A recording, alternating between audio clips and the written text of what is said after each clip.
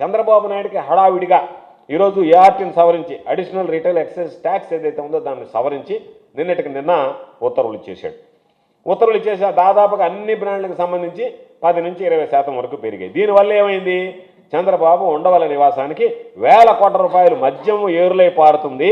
చంద్రబాబు నాయుడు ఇంటికి నోట్ల కట్టలు వరదలా పారేటువంటి పరిస్థితి ఉండవల్లి నివాసానికి, చంద్రబాబు ఉండవల్లి నివాసానికి నోట్ల కట్టలు పారేటువంటి పరిస్థితి ఏర్పడింది. విక్రయించేటువంటి ప్రతి సీసా మీద మాకున్నటువంటి సమాచారం ప్రకారం, నిర్దిష్టమైనటువంటి సమాచారం ప్రకారం, కాంక్రీట్ ఇన్ఫర్మేషన్ ప్రకారం 5 రూపాయలు ఇవ్వాలనేటువంటిది ఈరోజు ఉన్నటువంటి లిక్కర్ సిండికేట్ ఏదైతే ఉందో చంద్రబాబు నాయుడుతో లావాదేవీలు జరిపినప్పుడు కుదుర్చుకున్నటువంటి ఒప్పందము.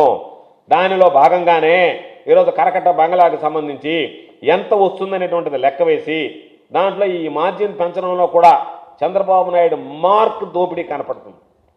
కాబట్టి దానికి సంబంధించి ఎందుకు ఈ మాట అన్నామంటే, ఈ లిక్కర్కి సంబంధించినటువంటి వ్యక్తులు కొంతమంది వెళితే చంద్రబాబు నాయుడు గారు స్వయంగా మార్జిన్ పెంచితే నాకేంటి, ప్రభుత్వానికి ఏంటి కాదు నాకేంటి అనేటువంటి మాట మాట్లాడాడని బయట చాలామంది దాని గురించి చర్చించడం జరిగింది.